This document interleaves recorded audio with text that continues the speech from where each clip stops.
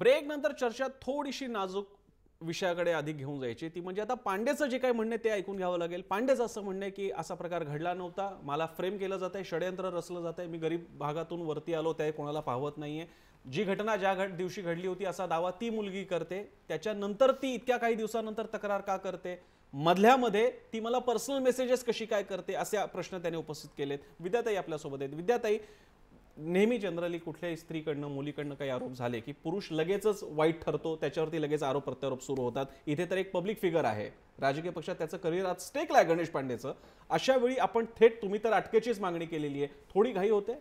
नाही नाही, घाईचा प्रश्न नाही। याच्याकडे तुम्ही तिचं जे पत्र जे ह्याच्यावरती ह्याच्यावरती आलंय व्हॉट्सअपवर सोशल मीडियामध्ये, त्याच्यामध्ये तिने पण पत्र असं काही एकदम आरोप करायचं म्हणून लिहिलेलं नाहीये।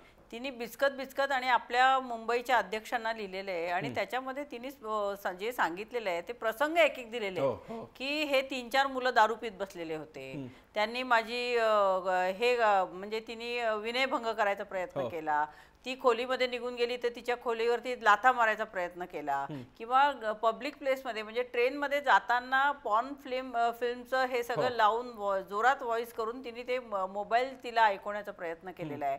मग दारू पिऊन तिची अशा म्हणजे हे राजकीय पक्षांमध्ये मी म्हणते बाहेर असं रस्त्यावरती कुठे झालं तर आपण समजू शकतो, परंतु आपल्या पक्षातले लोक म्हणजे शेवटी एक पक्ष म्हणजे एक कुटुंबासारखा असतो आणि पक्षाचे नेते जे मोठे आदरणीय असतात ते आपल्या कुटुंब प्रमुखासारखे असतात आणि अशा प्रकारे महिलांना इतक्या खालच्या दराला जाऊन तुम्ही जर अशा प्रकारे करत असाल आणि तेही तुम्ही 2-4 दिवस कुठेतरी शिबिराला किंवा अशा कुठल्या तरी कार्यक्रमाला जाताय आणि तिथे महिला सगळ्या अशा ग्रुपमध्ये असतात, असं काही नाही की ते एकट्या पडलेल्या असतात किंवा त्यांना कोणी असं सहजासहजी छेडू शकेल असं नसतं। त्यामुळे अशा प्रकारे हा इतका उर्मटपणे वागलेला आहे, 3-4 जण एकत्र ग्रुपने आणि तिला निरोप पाठवलेला आहे, तू इकडे ये, आणि अत्यंत घाणेरडा म्हणजे आपण ते उच्चारू शकत नाही इतकं घाणेरडं, पण तिने ते विश्वासाने कोणाला लिहिलेलं आहे की आपल्या अध्यक्षाला लिहिले आणि त्या अध्यक्षांनी खरं तर ताबडतोब दखल घेऊन त्याची हकालपट्टी तर करायलाच पाहिजे होती, पण त्याच्यावरती कायदेशीर जी कारवाई आहे ती होणं आवश्यक होतं आणि ती झाली नाही म्हणून जास्ती चीड येते की अशा प्रकारे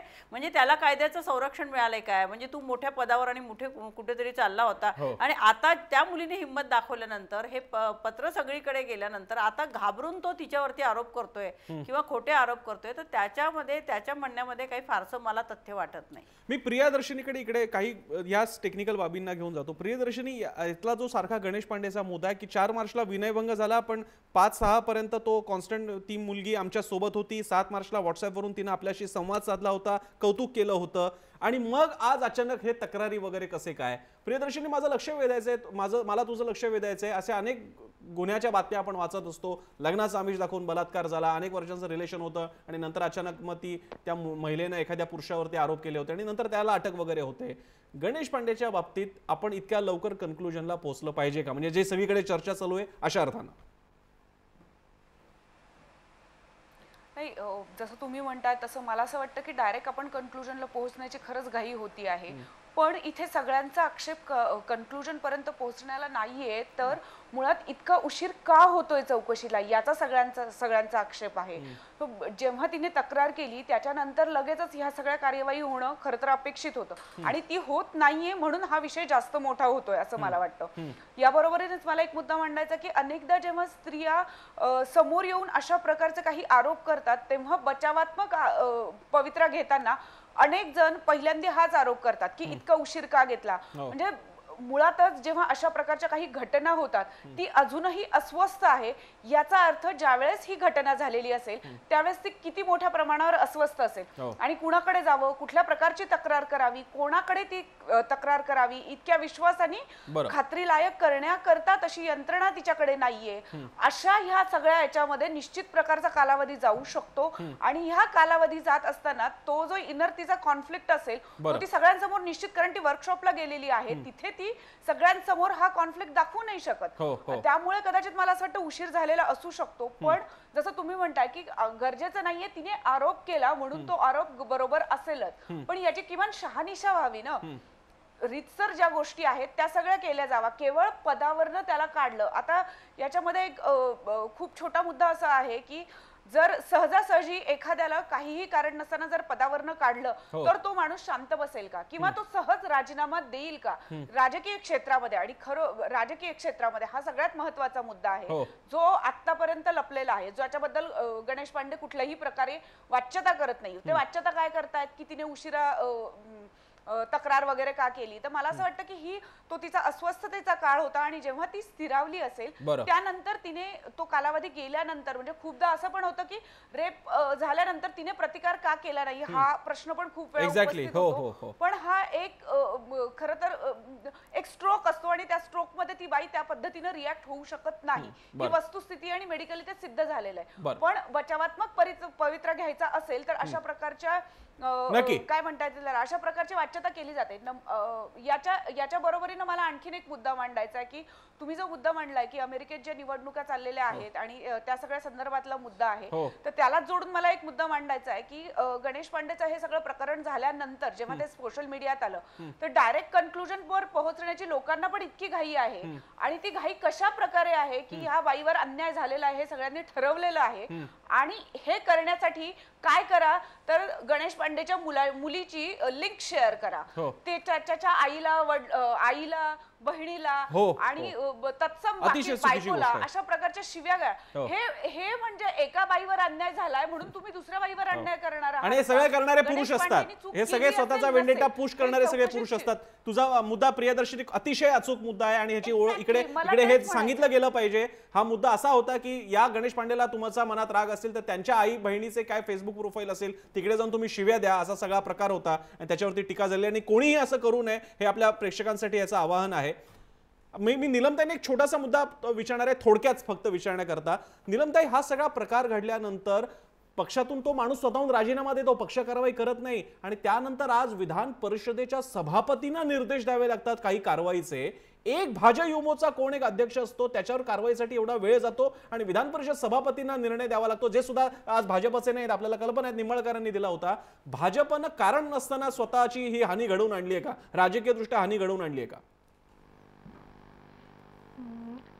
खूप गोष्टी आहेत. आता याच्यात थोडक्यात उत्तर द्यायला सांगितलंस तू, पण पहिलं म्हणजे जेव्हा त्याला पदावरून हाकललाय भारतीय जनता पक्षाने त्याला त्यांनी काहीतरी शहानिशा केलीच असेल असं मला वाटतं. कारण बहुतेक वेळेला जेव्हा एखादी मुलगी तक्रार करते तिच्यापेक्षा तो पुरुष पदाधिकारी वेगवेगळ्या पद्धतीने खूप हे असतो, म्हणजे पॉवरफुल असतो.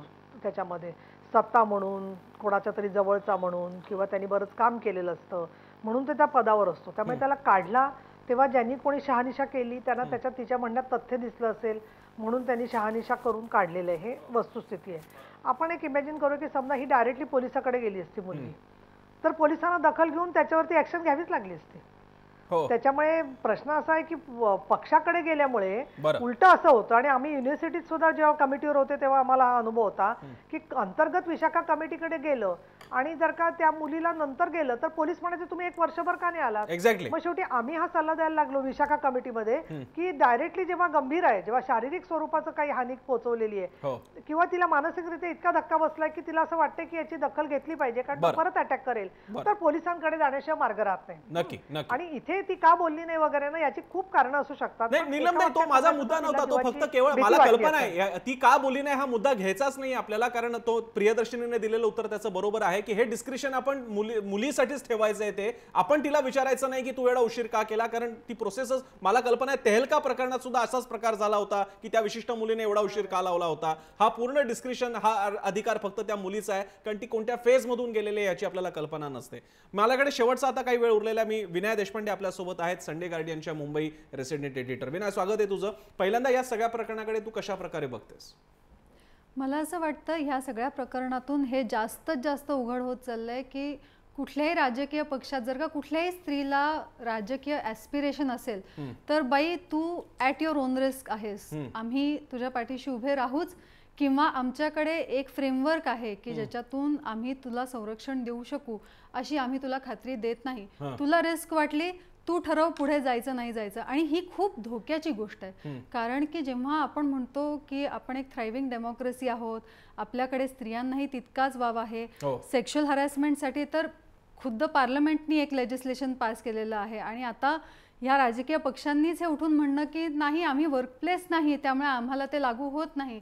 हे कुठेतरी दुटप्पीपणाचं वाटतं आणि त्यांचा स्वतःच्याच पार्टीमध्ये स्वतःला झोकून देऊन काम करणाऱ्या महिलांविषयी त्यांची स्वतःची काय इमेज आहे तू नव्हती म्हणून फक्त ऍड करतो, म्हणजे तुला तुझं उत्तर पूर्ण करता येईल. मी तुझाच हा प्रश्न मी मगाशी नीलमताई आणि विद्याताईंना विचारला होता. त्यांचं असं म्हणणं पडलं की आमच्याकडे जरी अशी विशाखा कमिटी नसली तरी आमचे पक्ष नेतृत्व आणि आमच्या इकडचं सगळी जी काही काडर आहे सगळा तो एवढा भक्कम आहे की कोणी तक्रारी केल्या की लगेच आम्ही कारवाई करतो. हे उत्तर पुरेसं आहे का?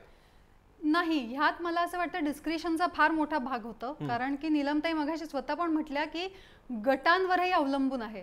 म्हणजे कुठल्या लेवलला ती महिला काम करते, लोकल लेवलला काम करते, डिस्ट्रिक्ट लेवलला काम करते, ती कुठल्या गटात आहे आणि तिचं जो नेता दखल घेणार आहे त्याच्याशी इक्वेशन कसं आहे, ह्याच्यावर जर का सगळ्या गोष्टी ठरणार असतील तर तसं मेकॅनिझम कितपत उपयोगाचं आहे माझ्या मनात साशंकत आहे. विनय, एक मुद्दा आपण असाही घेतला होता की या निमित्तानं, अगदी हे कदाचित आपण थेट कन्क्लुजनला नाही पोहोचू शकत, पण या निमित्तानं फिल्म इंडस्ट्रीज प्रमाणे राजकीय क्षेत्रात सुद्धा एक प्रकारचा कास्टिंग काउच असू शकतो हे दाखवणार हा दरवाजा किलकिला करणार हे प्रकरण आहे. शक्यता नाकारता येत नाही.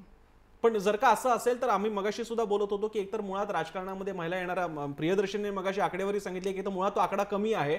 आपल्याकडे अजूनही प्रदेशाध्यक्ष, महिला प्रदेशाध्यक्ष कोणाला कोणाचे माहीतच नसतात. मतदान तिकीट वाटपामध्ये त्यांना कोणताही से नसतो. अशा वेळी अशा घटना होण्याचे काय दुष्परिणाम वाटतात?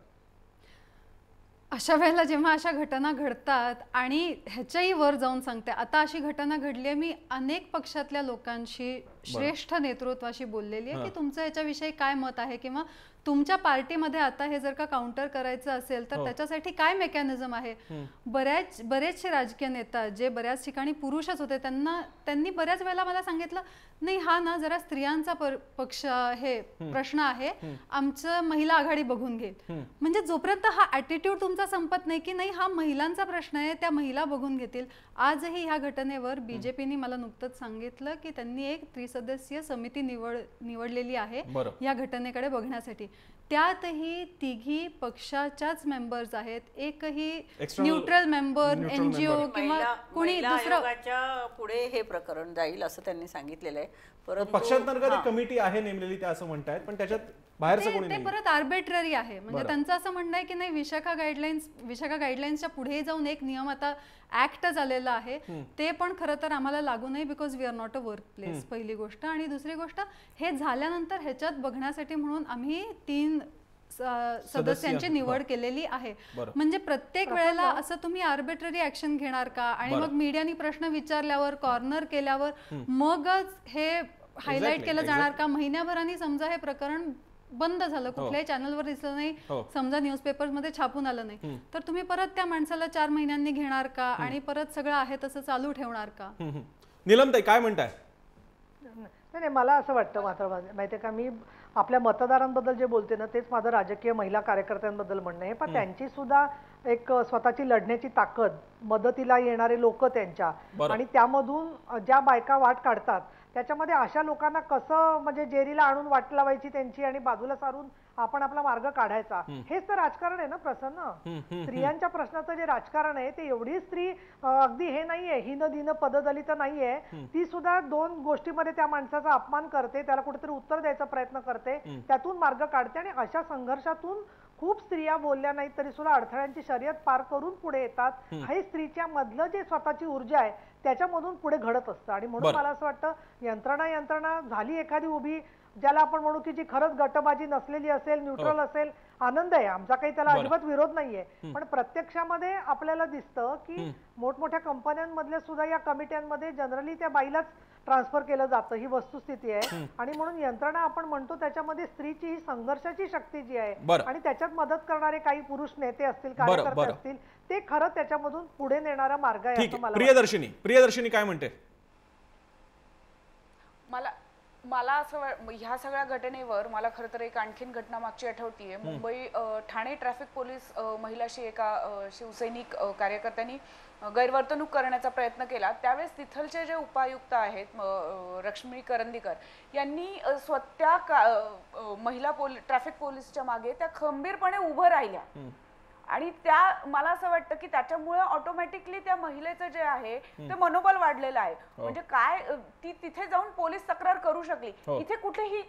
इथे कुठेही यंत्रणा नव्हती, कुठल्याही प्रकारचं मेकॅनिझम तिला अवेलेबल नव्हतं, पण त्या क्षणी ज्या गोष्टीची आवश्यकता होती त्यासाठी रश्मी करंदीकर उभ्या राहिल्या. मला असं वाटतं की आमची आता अपेक्षा, एक सामान्य आणि स्त्री कार्यकर्ता म्हणून मला असं वाटतं की आता आमची अपेक्षा ही आहे की भाजपातली जी श्रेष्ठ मंडळी आहे त्यांनीही ती बाई म्हणून नाही तर जर एखादी घटना चुकीची झालेली असेल तर ती घटना चुकीची का झालेली आहे आणि जो कोणी गुन्हेगार असेल, मग कदाचित आणखीन जसं सांगितलं गेलं की कास्टिंग काउच होत असेल ते असेल किंवा आणखीन जे काही पर्याय असतील किंवा जे काही घडलेलं असेल आणि याच्यातला जो गुन्हेगार असेल त्याला शिक्षा झाली पाहिजे, हे सगळ्यात महत्त्वाचं. म्हणजे ती स्त्री आहे म्हणून तिला तुम्ही सॉफ्ट कॉर्नर देऊन ह्या सगळ्या गोष्टी बघा अशी मुळीच अपेक्षा नाही. पण मुळात ज्या गोष्टीची आवश्यकता आहे की खंबीरपणे तिला ते पाठवलं पाहिजे आणि त्याच्यामुळे कदाचित तिची जी अस्वस्थता आहे ती कमी झाली पाहिजे. तर ही आता या घडीला खरं तर अपेक्षा आहे. अर्थात मला विना इथे विचारायचं आहे की या निमित्तानं, या सगळ्या चर्चेच्या निमित्तानं राजकारणामध्ये, खरं तर कुठल्याही क्षेत्रामध्ये पण राजकारणामध्ये आपण म्हणूयात, एखादी स्त्री जेव्हा काही करिअर करायचा प्रयत्न करत असते, इतर पुरुषांना राजकारण्याचा विरोध असतो आणि जे काही राजकारण असतं ते दोन राजकारण्यांमध्ये असतं, पण स्त्रीला राजकारणी म्हणून तर लढायचंच असतं, पण पक्षांतर्गत एक स्त्री म्हणून सुद्धा पुरुष नावाच्या एका राजकारण्याशी लढायचं असतं. असा दुहेरी हा संघर्ष आहे. अगदी मला पटतंय, कारण जर का तू बघायला गेलास तर बऱ्याच ठिकाणी जिथे कुठे महिला नेतृत्व पुढे आलेलं आहे तिथे एकतर त्या स्वतःही ऑफ रेकॉर्ड कबूल करतील की बराच स्ट्रगल करावा लागलाय, राजकारणात सगळ्यांनाच करावा लागतो, पण त्याही पलीकडे जाऊन एक स्त्री म्हणून स्वतःला सेफ ठेवून तो स्ट्रगल करून पुरुष कॉम्पिटिटरच्या 2 पावलं पुढे राहायचं आणि तरीही स्वतःची, कारण स्त्रिया ज्या राजकारणात आहेत जास्त वल्नरेबल इन द सेन्स त्यांना चारित्र्य हा खूप पटकन इश्यू केला जातो. मला कळत नाही का, पण स्त्रियांचं चारित्र्य हे जितक्या पटकन राजकारणात पुरुष बोलतात मला बरोबर नाही वाटत. त्यामुळे त्या दृष्टीने मला वाटतं की स्त्रियांसाठी हा मार्ग जास्त खडतर आहे. आणि म्हणूनच मगाशी विद्या चव्हाण ज्या म्हणालेल्या आहेत त्याच धर्तीवरती या निमित्तानं का होईना पण या एका इश्यूच्या बाबतीत सगळे राजकीय पक्ष एकत्र आले पाहिजेत. आणि खूप चांगली गोष्ट की निलमताई सुद्धा म्हणतात की या बाबतीत आपण एकत्र आहोत आणि भाजपच्या महिलांनी सुद्धा त्यांना साथ द्यावी आणि या महिलेच्या विरोधातल्या अत्याचाराच्या विरोधात पक्षाच्या पलीकडे जाऊन विरोध दर्शवावा, हेच दाखवण्यासाठी या कार्यक्रमाची किमान छोटंसं निमित्त ठरलेलं आहे. कार्यक्रमाच्या शेवटी आपण लोकांना सुद्धा विचारलं होतं की त्यांना काय वाटतंय, चालढकल होते का गणेश पांडेच्या बाबतीत, तर लोकांनी त्याला काय प्रतिक्रिया दिलेली आहे, कसा प्रतिसाद दिलाय आपण ग्राफिक्सच्या माध्यमातून बघूयात. स्क्रीनवरती पहा. आम्ही लोकांना विचारलं होतं की चालढकल होते का, तर लोकांनी त्याला कसा प्रतिसाद दिला.